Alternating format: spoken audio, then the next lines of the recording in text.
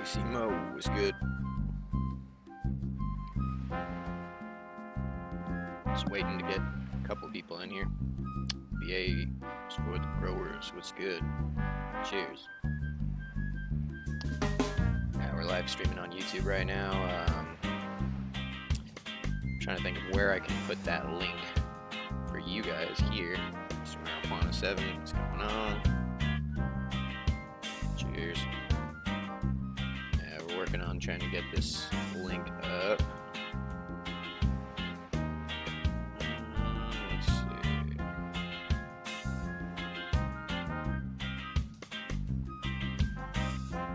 Yeah, I'm not sure if there's really a way.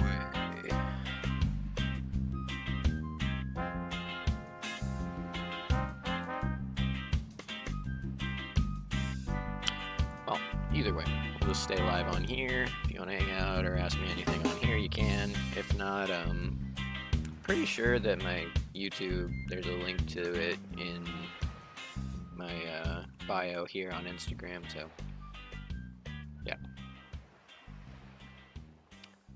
YouTubers, if you can hear me, let me know in that comment section. Right now, we're just kind of chilling on my homepage. Let's do this real quick. Alright, there we go. So, let's see here. I had a couple of questions. Let's see, can you guys hear me? Let me know if you can hear me. Let's see. Try and lower this. Ooh, let's see. How much money am I getting? Nothing. Okay, cool.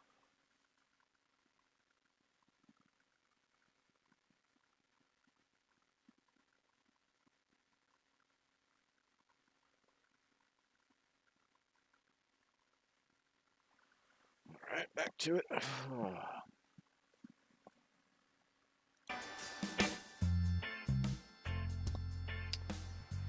Anyways, like I was saying, I had some questions that we'll talk about here. Let's see, where would that be? Okay, yeah. Okay. All right, so I get one take at this. So, this was the video I was watching, but I've had some questions on a comment that I put on come up lately.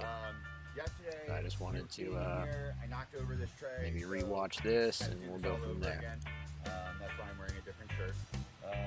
So what I did today is I used the lid to cover the tray that I'm doing all my catch water in. So he's talking about the difference between feed EC, substrate EC, and runoff EC.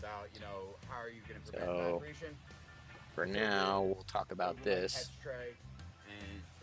What is EC? What does EC stand for? So EC stands for electrical conductivity. Alright? Now essentially, you got to think of it like this. All of the different nutrients that we buy and add to our water contain ions. Alright? So now there's positively charged and negatively charged particles or ions. There's cations and anions.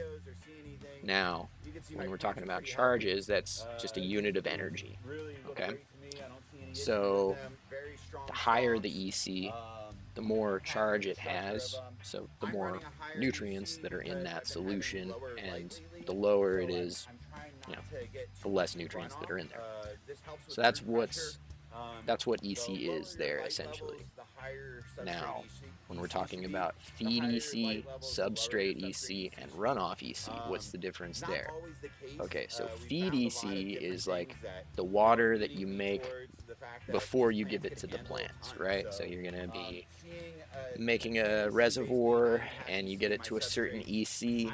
That's your input EC. That's what you're feeding at, right? That's your input. Now, substrate EC is what you've got going on inside of your container, right? So if you're in a soil pot, cocoa pot, rock wool, that's your container. So whatever, all of the water that's inside of that container, whatever the EC of that is, that's your substrate EC. Okay, so that's like a more direct representation of what your plant's currently dealing with there. Now, runoff EC is any excess moisture that is coming out of the bottom of the pot. Okay. Now, all that being said, how do you factor that into a DWC setup, right? So there's different things there and different techniques for different people. So, anyways, we'll get past that. That's kind of just a rough rundown on what all this means. But I just thought I'd talk about it really quickly. Yeah, Ramsey's super knowledgeable. His channel's really cool too. If you want to learn some cool stuff, check out their channel here. Yeah, Ramsey Newman, cool dude. I'm gonna subscribe right now. Make sure you thumbs up that video too. Alright, so anyways, let's go down to the question at hand that I was talking to people about. Okay, so here we've got, let's see, can you guys see this? Let me see if I can make this any bigger.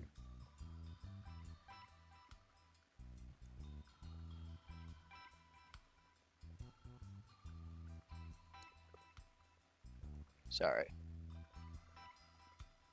World's worst YouTuber. Okay, so as you guys can see, it says here, X1 Conan 3 Spartan OX a year ago asked, still don't understand why EC is the preferred unit of measurement, and if 150 ppms is 0.3 EC, that means 9.5 EC is like 4,750 ppms. How come there's no burn? Okay, so that's a great question, and I think it's worth talking about, right? So I commented to this guy a long time ago, 8 months ago I commented on this, okay? Now, what did I say? I said, as long as there is some moisture content in the root zone, there should be no burn. Burnt leaves happen when the root zone becomes drier than the moisture contained in the plant tissue, and the osmotic pressure will pull the moisture out of the plant tissue, leaving behind only the salts in the tissue, resulting in a burn. At least that's how I understand it, right? And I still stand by that. I think that's basically what nutrient burn is, right? You have too much salt in that leaf tissue, not enough moisture to kind of keep it moving, so it just sits there until, yeah, now it's sitting there with salt, and that salt is going to attract moisture, right? Moisture from the leaf, and that's what makes it crispy. Okay, so that's my response with that.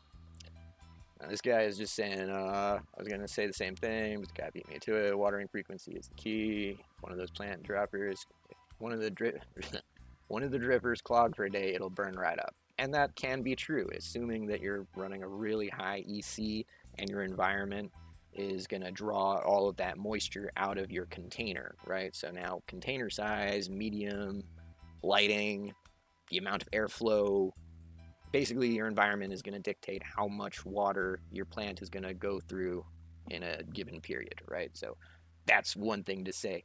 But anyways, we'll move on. This is the conversation that I kind of got started on here. Hold on, let me reply to somebody's over here talking to me. Little shop of hydroponics, what's up? Sonia, I'm down. We'll come through soon.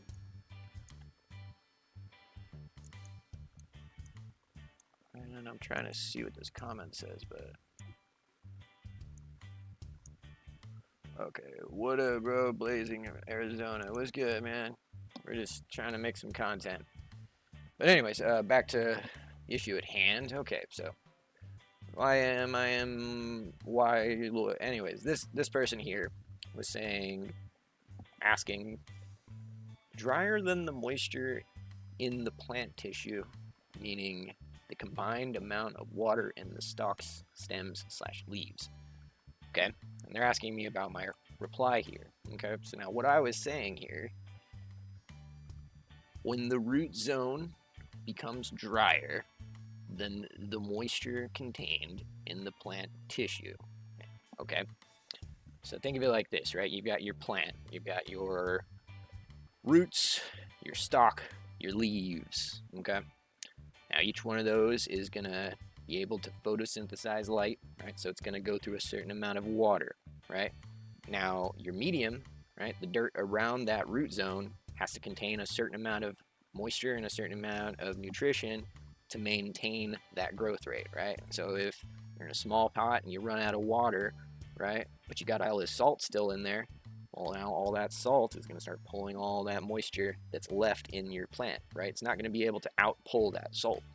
So that's why when you're feeding at a really high EC, like anything over a 3 EC, you're usually going to want to do it multiple times a day, especially if you're in a really small container like a 1 gallon or a 6-inch Rockwool cube or something like that. You're going to need to irrigate it pretty frequently, because if you let it dry back too much, it might go hydrophobic, and that's where you're not going to be able to really get an even moisture throughout the substrate, right? And so that's why they'll talk about different irrigation phases, right? There's a certain phase right after the lights come on, after P1, where you're going to try and make that cube as wet as it can be at the right EC and pH that you're aiming for, right? And then as it kind of drifts throughout the day, you kind of maintain it, keep it within range, and then at the end of the day, as it dries back, it'll go through that water that's left in the cube,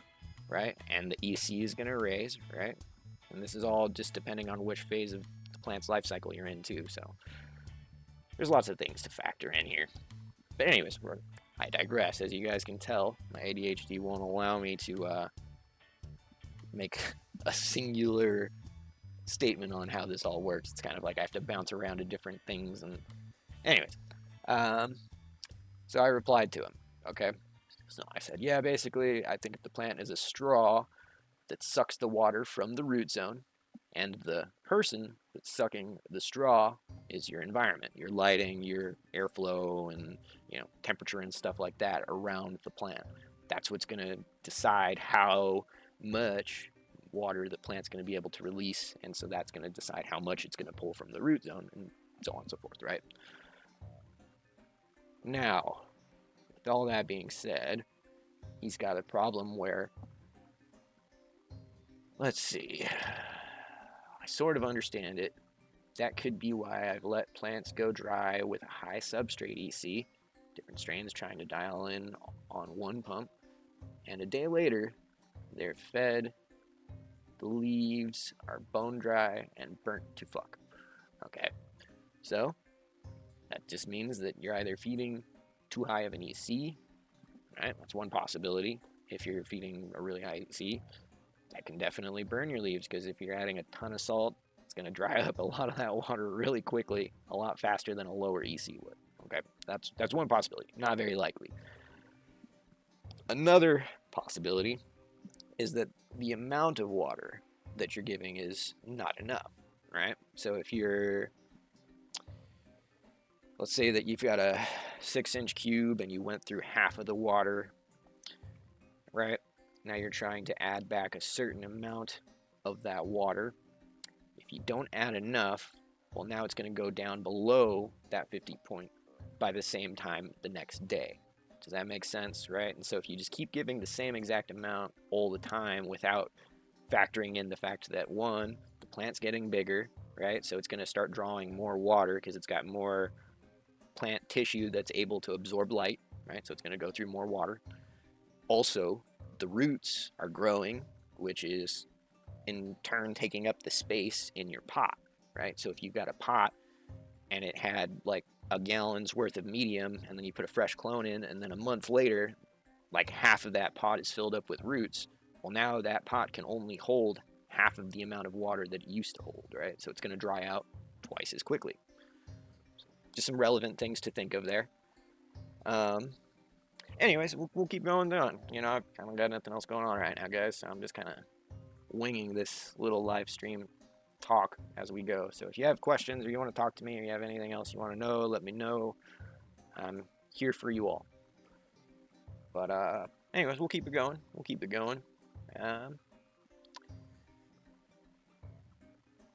So anyways, where were we? Okay, so he said he sort of understood, okay, and I said, yep, it definitely can happen, especially in a smaller container.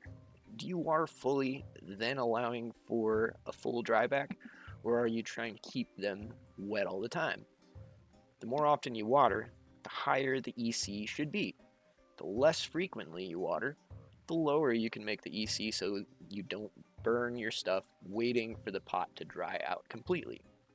So then my question is, what size space are you in? What light/wattage are you using? What size pots are you using? Okay, so the reason I ask these questions is because it's relevant.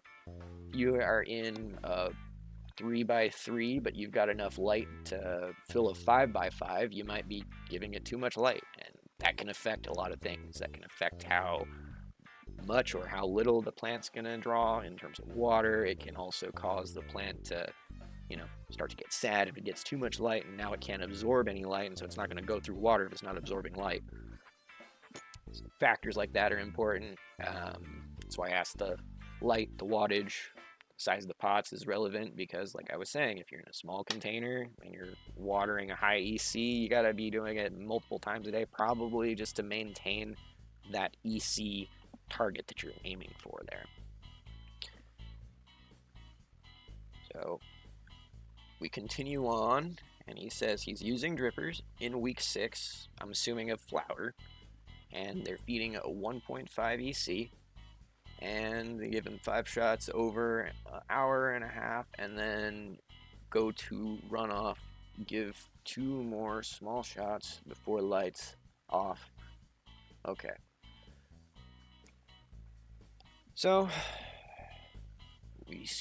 there we go, 5-liter pots, cocoa/perlite mix. Alright. So now let's think about this. 5 liters, that's about, I don't know, a little bit less than a gallon and a half, right? So 1.5 gallon pot, cocoa/perlite. Okay, now let's talk about cocoa and perlite. Was good. So cocoa and perlite, both things that you have in medium, right? But they both do different things. So cocoa holds on to moisture, right? It holds on to the water for you. That's where your nutrients and your water are going to be held, in the cocoa, okay? Now, the perlite is aeration, right? So it doesn't really hold as much moisture. It can, I mean, you can get it wet, but it's not going to hold onto it quite like cocoa or peat would, okay? So now, the reason I bring this up is because think of it like this. If you've got a 5-liter pot full of pure cocoa, that's 5 full liters of cocoa that you're needing to moisten, right? Now, let's say that you have a 50-50 mix, okay? 50-50 mix, half cocoa, half perlite.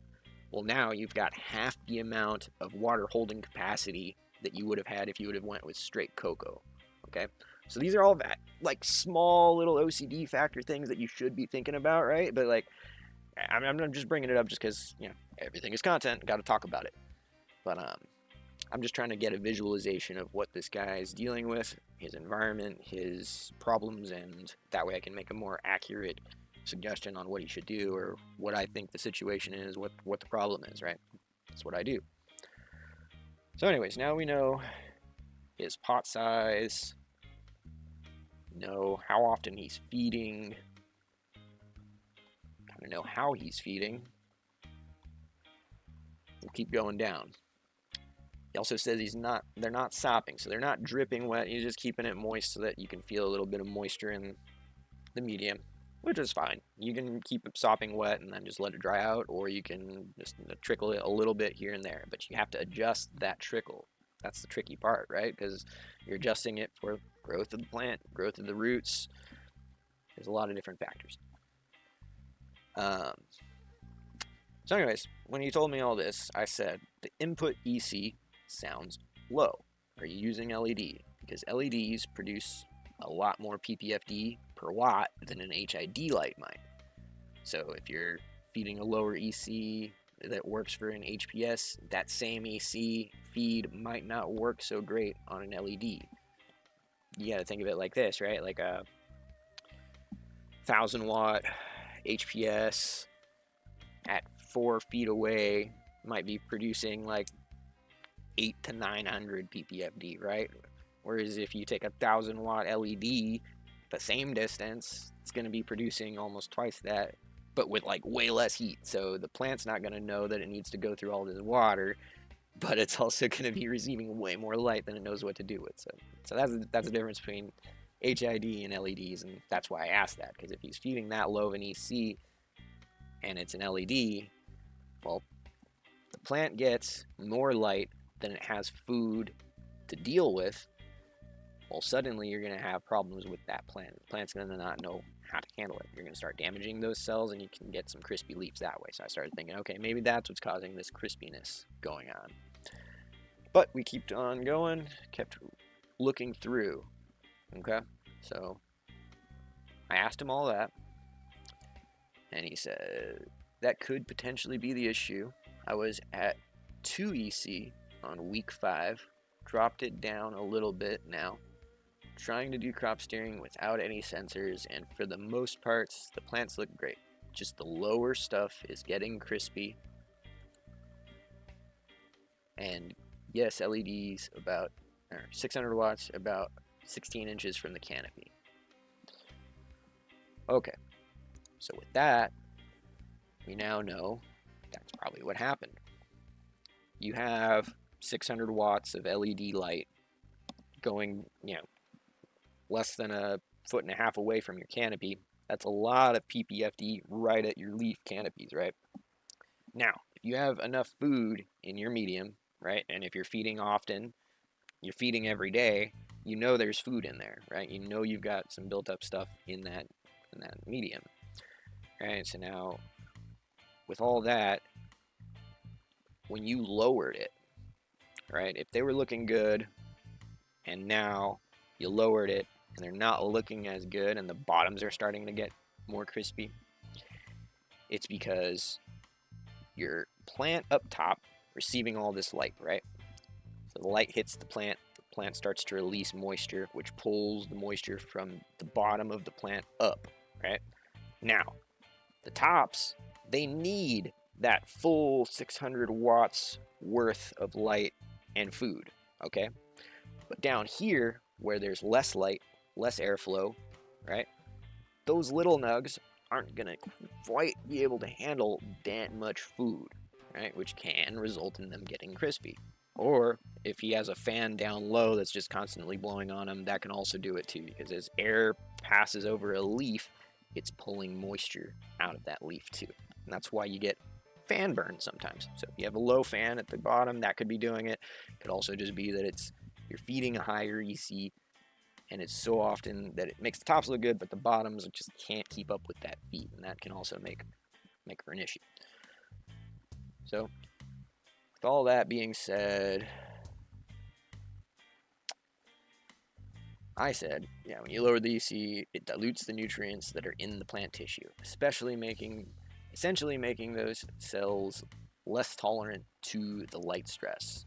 So for the tops looking good, bottoms getting crispy comes from the light at the top being sufficient for the amount of nutrients you're giving, but since there's less light, air/CO2 flow in the lower canopy, the bottoms may be getting too much. I think your best bet is to just continue the run and taper everything back. It's better to finish with too little than too much anything, in my opinion. And then I have some questions. I ask, what size space is the 600 watt over? 4x4, 5x5, tent, room, sealed, not sealed? Adding CO2, sorry for all the questions, just trying to visualize. And he lets me know it's not a sealed room, right? So since it's not a sealed room, he doesn't really need to add CO2. You can always add more CO2. But if it's just going to go right out your exhaust, there's kind of just like throwing away money. So wouldn't really recommend that unless he seals up the room or decides that it's worth it for him, right? If he's just crushing it and he just wants a little bit more yield and he's got the extra light for it, might as well throw some CO2 in. You can get 30% more yield usually, 25% at least, given that you do it right. Yeah, that close to the end though, week 6, of flower, you've got maybe 2 to 4 weeks left at that point, right? There's not a whole lot you can do to reverse anything, and in terms of plant damage, there is no reversing it. Once a leaf is burnt and crispy, it's burnt and crispy. There's no recovering it. You're not going to make it green and healthy, happy ever again, right? So what I would do in his situation is I would probably strip any bad leaves that are off, anything that looks crispy or crunchy or just, don't like it, pluck it off and let it sit until you harp it. Allowing some of those lowers that are getting crispy right now to get more light might make it so that they develop a little bit better. And like I said, if we're all doing this for the same reason, I don't think any of us mind a few burnt leaves as long as our buds come out good. So at the end of the day, I think this guy's going to be just fine. I just thought it was a fun little subject to talk about, and I wanted to see what you guys thought about it. But yeah, anyways, I'm going to stay on here for a few. I see I've got a couple of people watching, so we'll see what happens. What do you guys want to watch now? We can watch the rest of this, or we can go see what else we've got on here.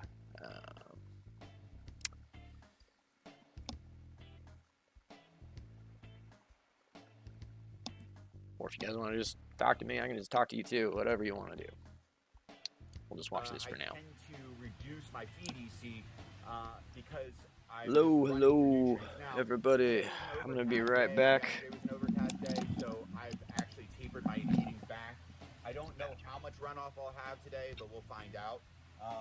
So first step in checking runoff is checking what your EC is and your pH is.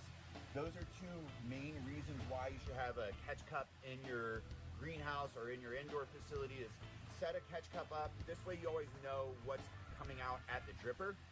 This is important if you're using any sort of fertigation machine. So I'm going to check my pH. It's coming out at a 5.7.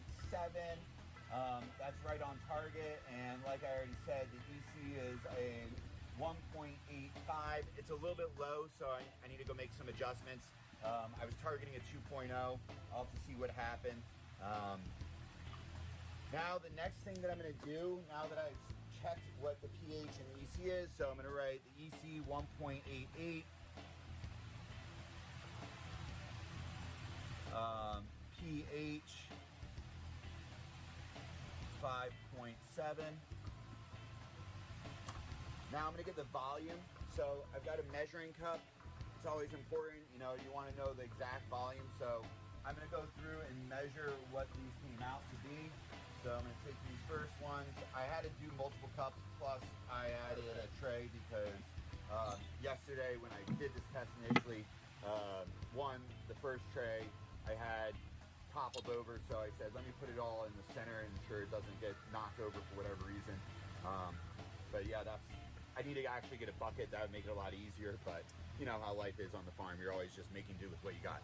So that's 500. I'm going to just mark how many of these I fill. I get to just throw it right on the ground because shit, there's nothing wrong with that.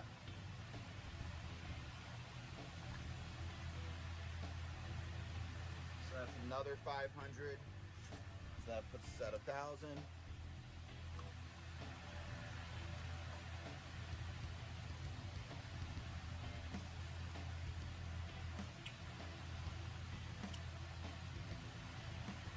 Another 500, so 1,500 milliliters so far for today's irrigations. And then the last remaining bit. Here's another 500, so that's 2,000, so it's a half gallon of water today. And the final amount is 180, so plus 180, so that's 2,180. All right, so that's 2,180. Now I'm gonna lift this plant off. It's a really strong stalk, so I don't have to really worry about too much. And fuck me, there's no runoff today. Shit. Well, it looks like I'm going to have to set this up again and push a little bit higher on my feeds to get some runoff. Typically what you see in runoff, I'll talk about this and I'll do this experiment again when I actually have more runoff in the day. I guess I got to pump these plants a little bit harder because they are just charging along. Well, that being said, knowing that my feed EC is a 2.0 right now and I have a 10 EC in my substrate, 9.5 EC in my substrate, you can see that by not achieving runoff, what's that doing? That's allowing the substrate to build up higher and higher in EC. So, yeah, what he's saying is inside the pot here, 10 EC, right? So he's probably, with these drippers, only adding a little bit of water, not enough water to force any water to come out the bottom, right? He's probably got, let's say that there's 100% total potential in the pot, right?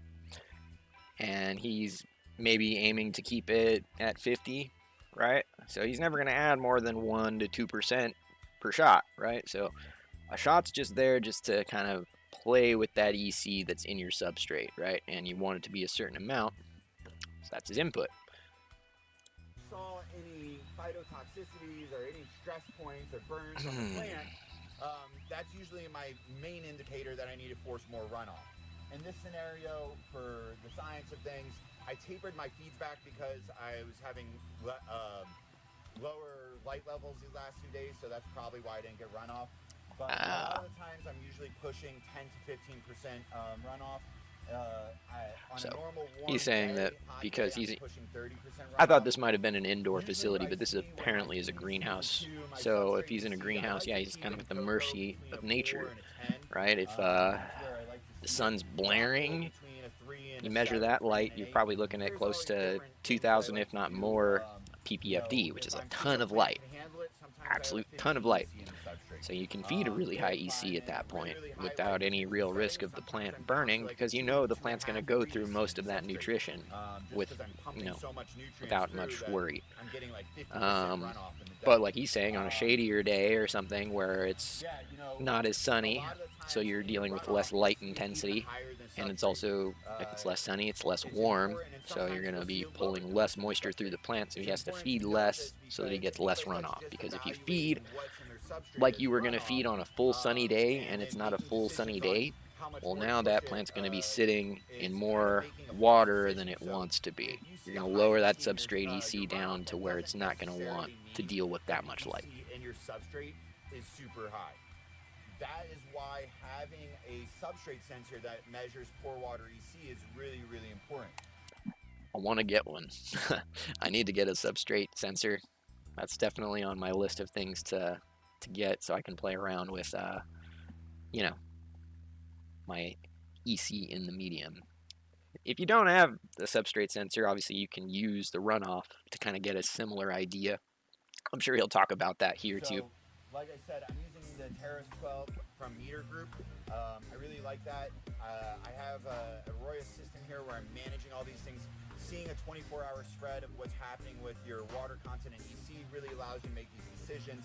And that's a big reason why we do what we do, is we're constantly trying to control what's happening in the substrate. You know, it's always important to look at runoff values. I think it's always a big thing to see, you know, what's coming in the runoff. You know, runoff pH could also help tell you what nutrients your plants are uptaking. But yeah, you know, the main goal of this test was to show that your feed EC could be lower than your substrate EC, and your substrate EC could be lower or higher than your runoff EC. I'll do this test again. I'll set it up in a room that I know for sure I'm getting a lot of runoff in right now, and we'll re-adjourn to show what those... Right, so that's enough of that. Let's go watch something else now.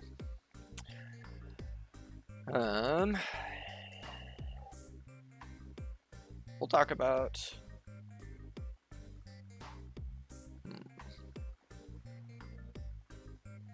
Sure, let's watch this. I'm a fan of root corn. Ooh. Yeah, those 6-inch cubes really can get full quick. Nice. Good looking plant, good looking roots. Let's see what else we got in here, people.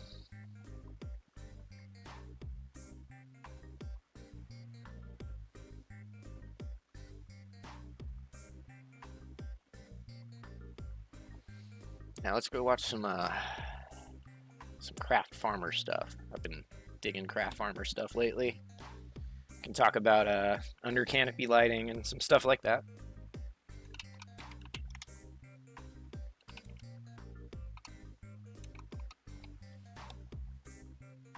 Nope.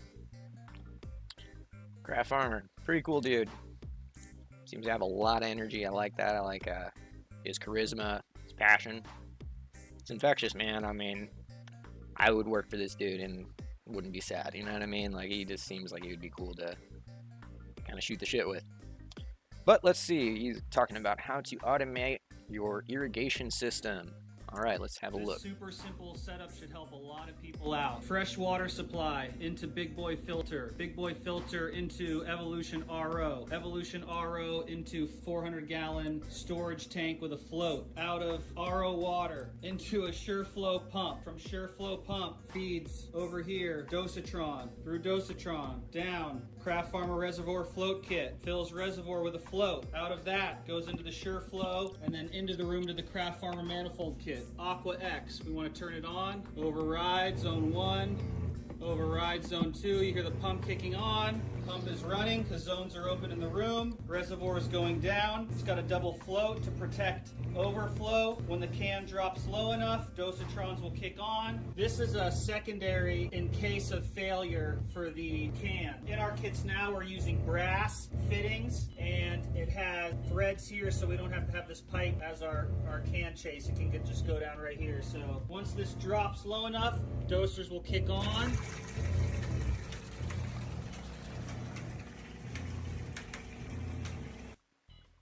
Cool system, huh? Ooh, check out the 30 by 96 foot fully automated. All right, yeah, you got me. Craft, let's see what you got here. So, what up, dude? What do you got? You got Always talking about puppy. So this is a GorillaGlue2x2 30 by 96 Alpine series. Before I ever had property, I dreamed about light depping. Light dep seems cool.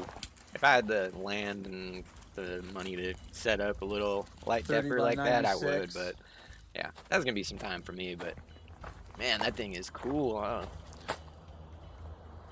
Bubble Tech. Learned that from Jay Plant Speaker.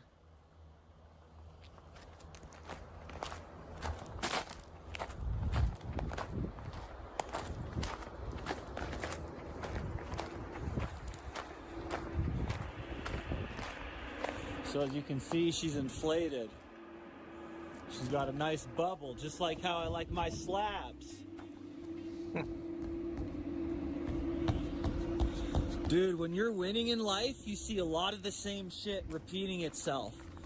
You know? Slabs, winning, indoor, fat little bounce, my greenhouse, smasher. This is my my wet wall. And I built this shade screen to keep the wall even cooler than it normally is. That's cool. My heater, gas line.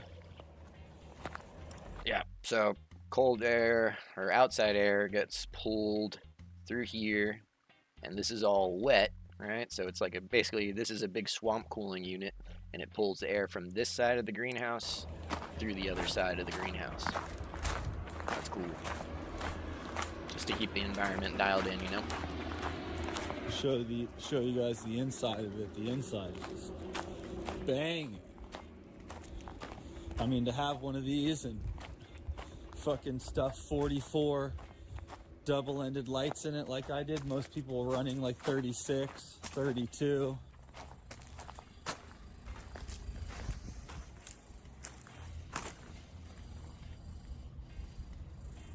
a motherfucking OG dripping wet terp house. Ferment farmer making mash up in the hills. Deep in the high country, up here in my fucking mash. All kinds of fucking organic fruit scraps. Hey, the real what's up, terp Benny? slayer. How you doing, man? I'm just watching some stuff on here. This If you guys super have simple anything setup. that you want me to watch or talk about, feel free to just let me know in the chat. I've got about, I don't know, maybe an hour left, 30 minutes left on here before I gotta take off and do some stuff. So yeah, if you want me to watch any of this stuff, you guys just let me know and I'll. Oh yeah, man, I still grow. I got like 4 plants right now. I had to take down my 4x8. I used to have a 4x8, but yeah, I just haven't really felt like maintaining it, so took it all down, took those lights out, and now I'm just running the 2x2 just to kind of keep it easy for now. Eventually, when I move out of this spot, I'll be able to set up the 4x8 again and kind of get rocking and rolling again, but for now, yeah, I'm just keeping it small, running 4 little plants. It's kind of a funny situation to talk about too. Okay, so I had originally started 4 seedlings in solo cups, right? And they got about maybe 2-3 weeks in, and my dog ate one of them, right? So now I'm left with 3, right? And so that was kind of like an odd number. Anyways, I kept those going, and I started another seed that I decided to put into a little hydro system that I've got going, right? It's like a little bubble bucket. And so they're a little bit apart, right? Like they're basically 35 days apart from each other, the 3 that were in solo cups and the hydro. So now I want to flip them all at the same time, right? So my plan at this point is I'm holding back the 3 that were in solo cups. I put them into 1 gallons and I took them out of the tent and I have them just chilling underneath a little T5 light, right? And that's just to kind of slow those 3 down so that the one that I have in my tent in the hydro system can have some time to stretch up and get close to the same height as them, maybe as close as I can get within a week. And yeah, so kind of like the idea is I'm gonna do 0 veg time, veg being the time after a plant is able to show sex, right? So seedlings really can only show their sex after about 3 weeks. So I'm gonna give it 3 weeks of 18-6, the one in the hydro bucket, and then once that 3 weeks is done, I'm flipping the tent and I'm gonna put the other 3 into the tent to see what they do. Because that's the other thing too, is I don't know what sex they are, right? I could potentially have 4 solid females, or I could have 1 male, 3 females, or 50-50, or fucking all males and 1 female, or no females, who knows, you know? And that's a risk of regular seeds, and I could, you know, I could pay the money and do the Farmer Freeman and sex test them, but yeah, I don't want to spend the money, so I'm just gonna do it old school, let them show sex. Like I say, if the majority of them are female, I probably just let it go, keep it going. But if I've got a low number of females, like I've only got like 1, then I might have to, you know, chop the males and re-veg that female a little bit just to get it more branched out and large to fill in the space, and then I'll flip it, you know. Is that the way you should do it? Of course not. No. It depends on your situation. You know, if you have clones that you already know are female, you don't got to do it this way. You don't have to spend all this time. You can flip a 10 of clones in, you know, what, 9 days if you're in soil or cocoa or something. So that's a sea of green. But anyways, that's my current growing situation. If you guys want to see one of those, I'll bust it out. Let me grab one of the 1 gallons.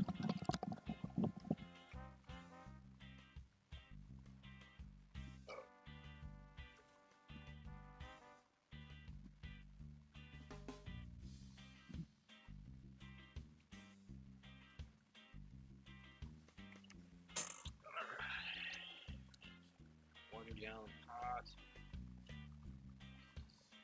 Little planta.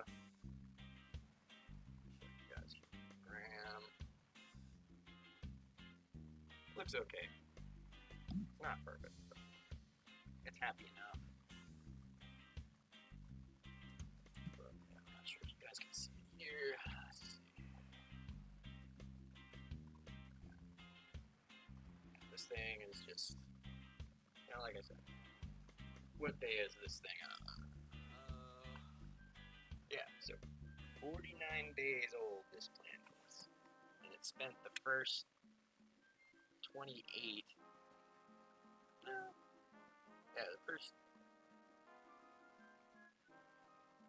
we'll say like the first 44 days, I think, it was in a solo cup. That's why some of these lower leaves are looking kind of gross and crispy, because they dried out too much, with too much salt in the medium. That's what caused this little hint of burn. But that's okay, because that's why I put it into a bigger container. Bigger container now holds more water. I haven't had to water this since I put it in the pot. It still has plenty of moisture in here. It'll probably take a good 2 weeks longer if I leave it under that little light that I have it under. I only have it under less than 50 watt. I think it's 54 watts exactly, the T5 that I have these growing under right now. And like I said, that's just a placeholder just to keep them happy for now. Inside in, looks good. Showing off my little 1 gallon planta. What you think? Kind of ugly, but it's happy. Happy enough for me.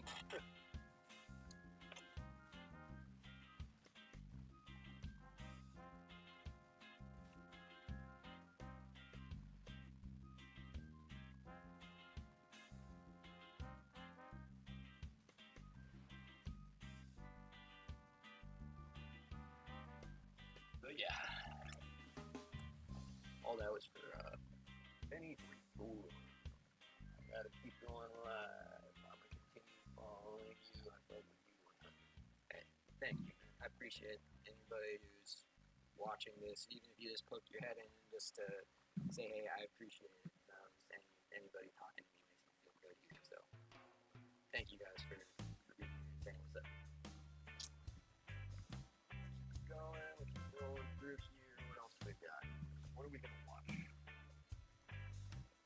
Now this is interesting.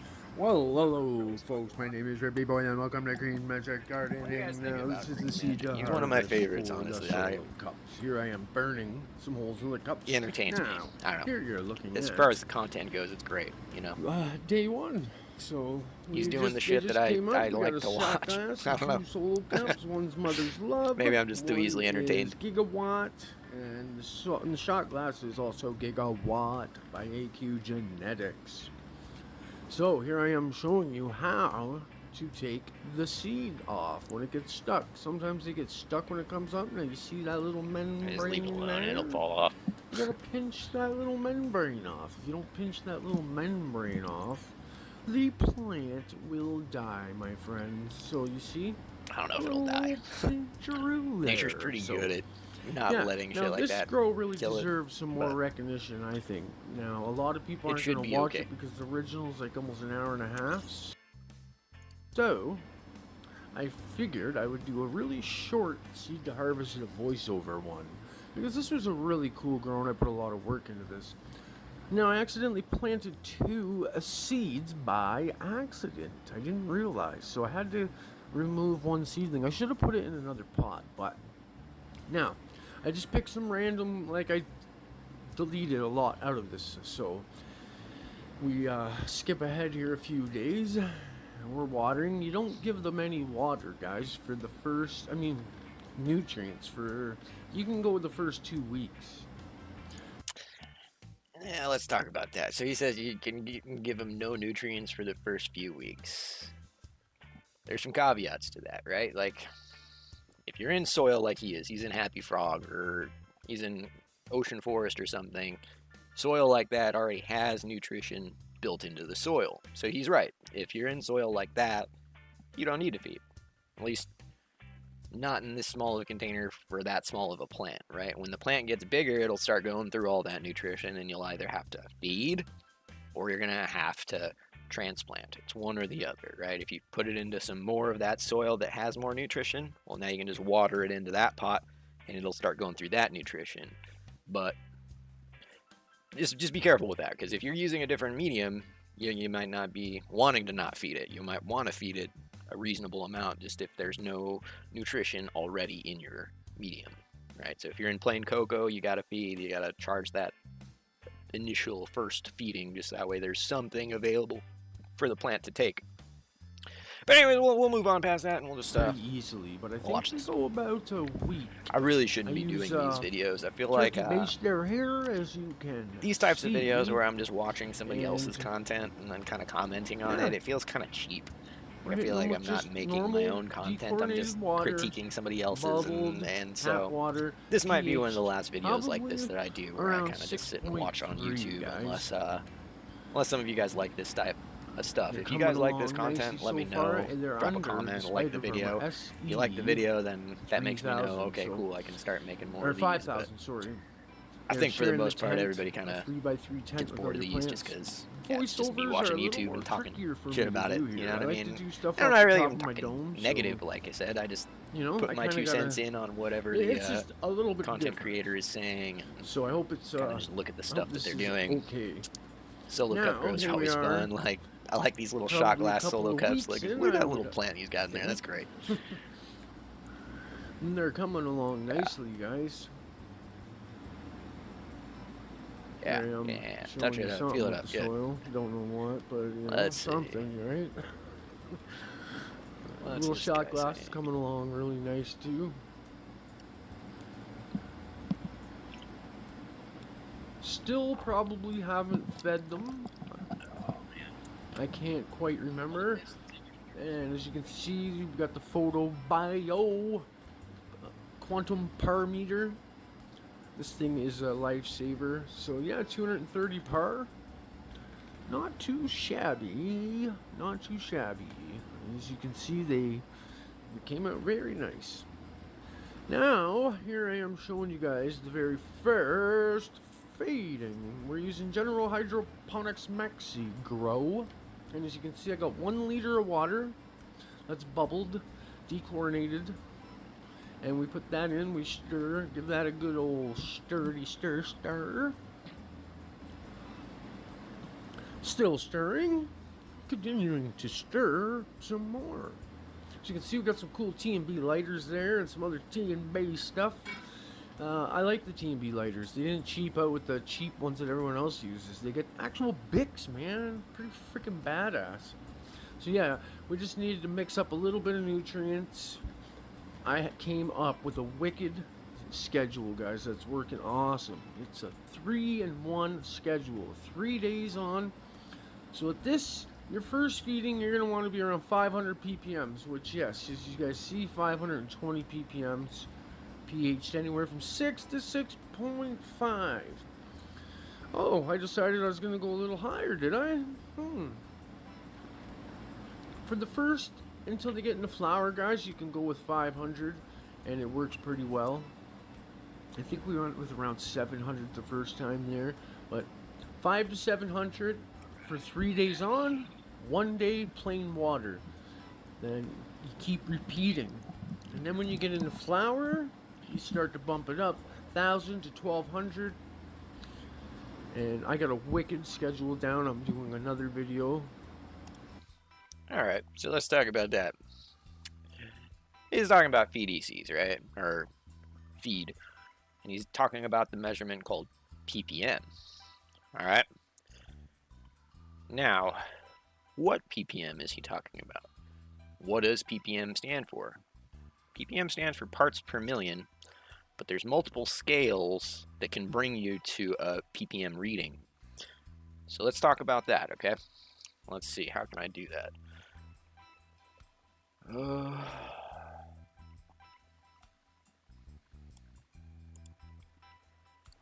One moment while I get a little image up.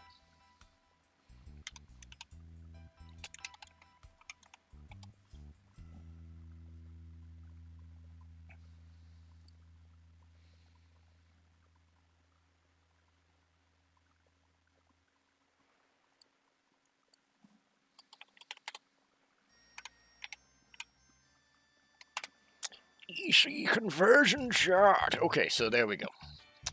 Let me see if I can show this off.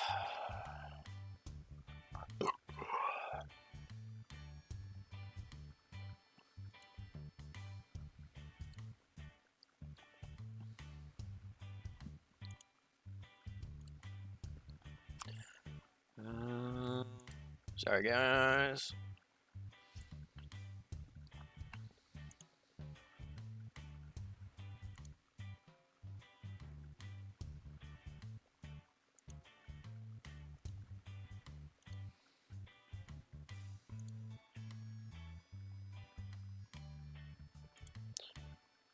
All right.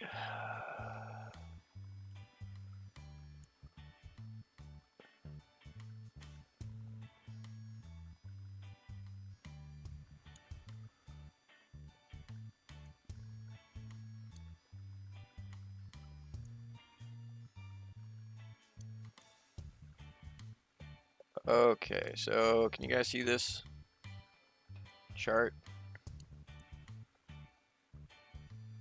Okay. So EC, we talked about earlier, electrical conductivity, right? So kind of the most well-known number isn't even here. It's a 3 EC, seems to be the popular EC number, but this is how it kind of converts, right? So as you can see, there's a bunch of different types of ppms here, right? And it's going to depend on your meter. Your meter has a certain scale that it uses, and it multiplies that scale times the EC that it's reading with its sensor. And that's how you get these numbers, right? So when he says 1,000 ppms, he could be talking about a lot of different things, right? If he's talking about ppms as in EC ppms, well, that's this one right here, right? And that's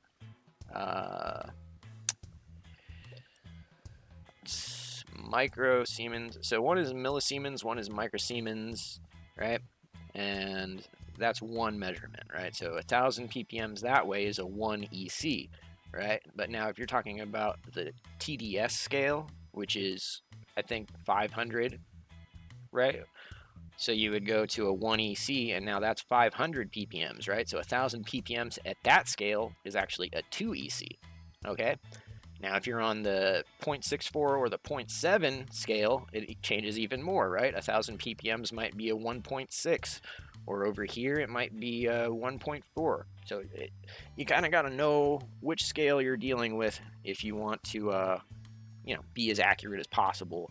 But that's something that I think a lot of people forget to include in their recommendations and their information there. You know, you got to let them know what scale you're talking about when you say 1,000 ppms. Are you talking 700 scale, 500 scale?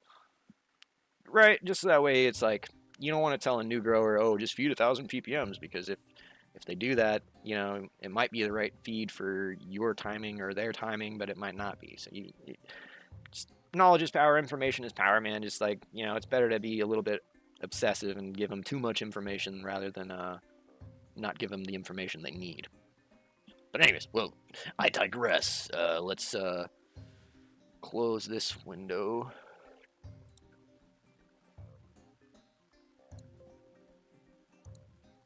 Okay.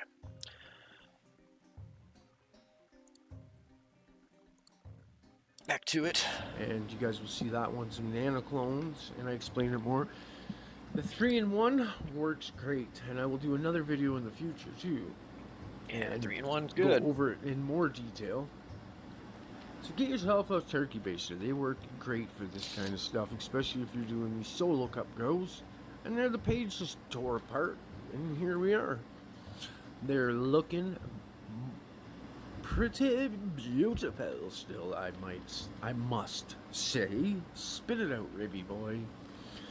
Nice and green, coming along great. Now, what are we doing? We're getting some, oh no, I thought we were getting some bud clips. Oh, the page just flipped. Here we are now. Now, we skip ahead. They're in flower, guys. Now, remember, we were going lower on the nutrients still, and they started to yellow out really freaking bad on me. So we ended up bumping it up more, and they ended up coming out good. As you can see, the bottom leaves were really freaking fading out too quick. I was almost contemplating. Well, it looks like my live on Instagram crapped out my phone. I said, no, you know what? Finally decided to overheat. Don't know what's happening here. That's cool. Just doing nothing apparently. Hopefully, some of the followers over there saw it and they're heading over here to this live now. A week or two in the flower here, I'd say. As you can see, some little budlings, and now here we are another week or so ahead.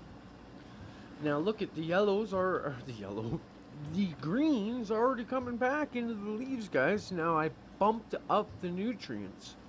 I was trying to do like 700 all through flower. I thought it would work, but no, we had to bump up to 1200. 3 days at like 1200 ppm, 1 day water. 3 days at 1200, 1 day water. 1000 to 1200. That's sad.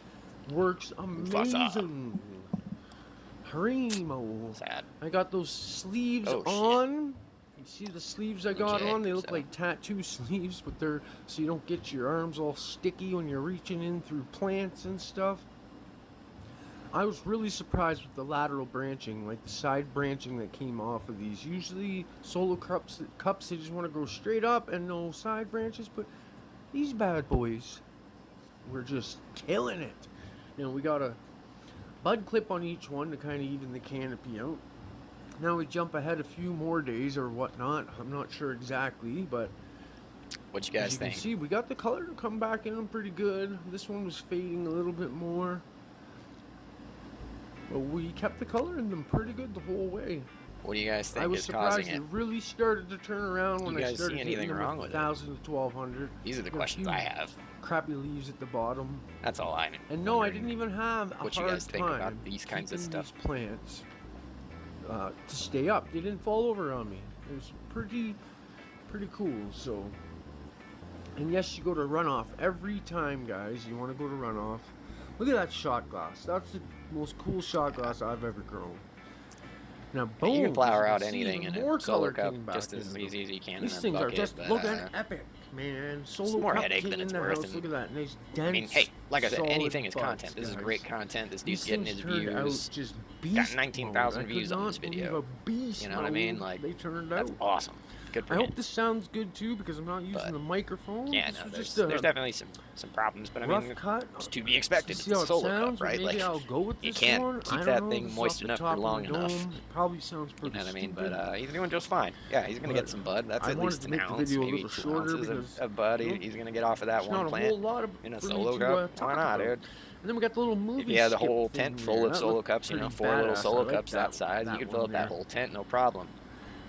That transition off of solo cups, you know. Now look at them; they're coming along. I don't know how long it took him to veg these out. Freaking plants really paying attention. I'm sure he talked about it, but fill out a whole 3x3. Viable. They're not absolutely. Would I recommend? No, just do 1 gallons, man. Do 1 gallon, you'll get more yield, less stress. Fat, you won't have to water as often. Lots of pluses. We're still doing around 1,000. Like I said, I'm not the guy.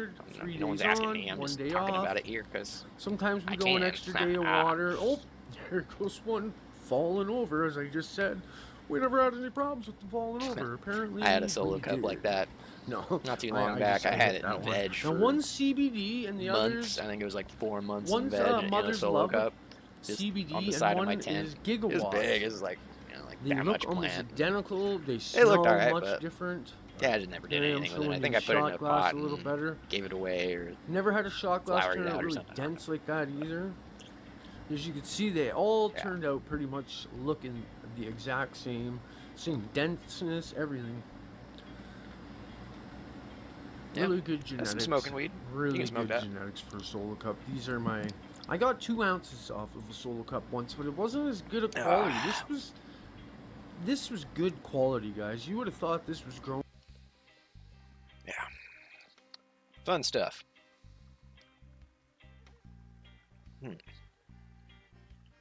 Well,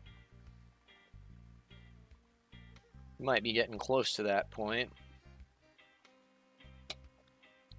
Kind of running out of stuff to talk about, unless you guys have any questions or anything, but I think I might be the only one watching at this point, so. I'm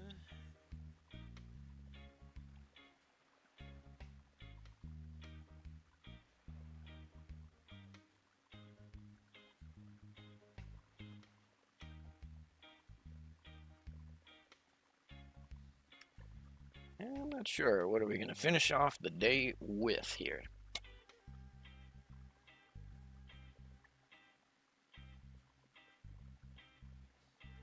I mean, that looks like a cool room. Let's see. Welcome back to Turkey. Yeah, I have another weekly video for the channel. We're here in the 6-light grow room, which we're going to be using as the Blum Genetics testing room for going forward. Okay.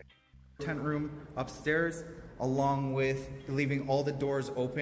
One of the ozone generators that I was using, this puts out, I think, 80 grams for the plant at which level.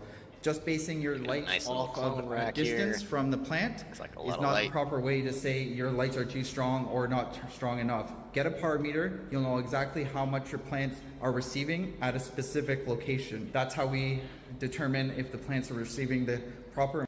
You just see how some stage of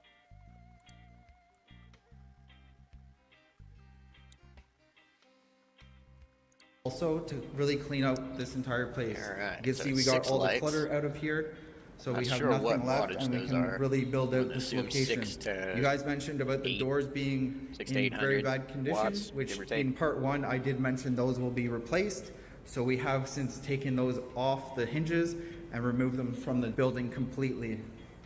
Inside our irrigation room, we have everything cleared out. In this video, we will be connecting these irrigation pipes to the RO system for our water reservoirs. So we have a air-conditioned room that has water storage in it. Many of you guys commented I should be using a RO system. Clearly you didn't watch the video before commenting, because we do have a RO system in each of the rooms, one system for each room itself. So we have two, one for here and one for the grow tent room. It's all being plumbed in properly. We just have to add our T's for these three reservoirs. One will be our nutrient reservoir, and these will be just RO storage tanks. Okay, so we're up here in the grow tent room, which is the VivoSun sponsored room. We have the two 4x4 grow tents in their proper location now. We have taken care of all the mold in this area. Here is the ozone generator that I use for this room. It's a little bit smaller. This one puts out 60 grams per minute, I believe. Between the two, one in this room and one downstairs, we covered this entire building nicely. Those ozone generators are cool. See how clean it is in here now. Not careful, they'll fuck up your plants. We have removed this 4x4 grow tent, which we have featured in the previous video at a different location where the plants are being held and are improving their health, being at that other building. I would use the ozone this location, on the reset, though. or it's something in the water when you have source, the room empty which will and you're be just determined trying to kill off any when we bring plants back in here in the next couple days that might still to be give it lurking another in try. there. We will be adding Run 3 the ozone flex star and keep clone your lights lights to each on high, of let these it get shelves, just hot, like you saw in the nothing 6-light can room. really So we'll have survive a ozone in clone heat rack like up that, here and a so clone rack downstairs. that's what I would Later use in the this ozone video, for. I you'll wouldn't be run it seeing while a there's plants in there, is 4x8 all I'm grow saying, tent 'cause setup I've right seen here it with 2 damage lights, plants. and then later on, once we confirm this building is able to grow plants in here, we'll bring that 4x4 grow tent back from the other building and put it in this location. So we'll be able to do our... That's a cool setup. Everybody over here killing it, man. They all got cool setups. I like my setup too. I just can't wait till I have like a full room to play with and put some numbers down. We'll get there, man. Alright, well, no one's really watching, so I'm thinking now is as good a time as ever. We're gonna say thank you for watching. If you haven't already, like, comment, and subscribe. Share the video if you're into that. Yeah, and if you have any questions or you ever have anything you want to know from me or just talk to me, you can hit me up here on YouTube, or I'm also on Instagram. Just type GorillaGlue2x2. You'll probably see my page on there. If you can't find it there, just comment on here and I'll find a way to get you connected. Anyways, thanks again, guys. Still trying to work on getting more consistent with making content and updates and stuff. It's really bad at it, man, but hey, we're working on it, and one day at a time. Anyways, thanks again, everybody. I hope you're having a good day. I hope that y'all take it easy. I'll talk to you all on the next stream. Thanks again.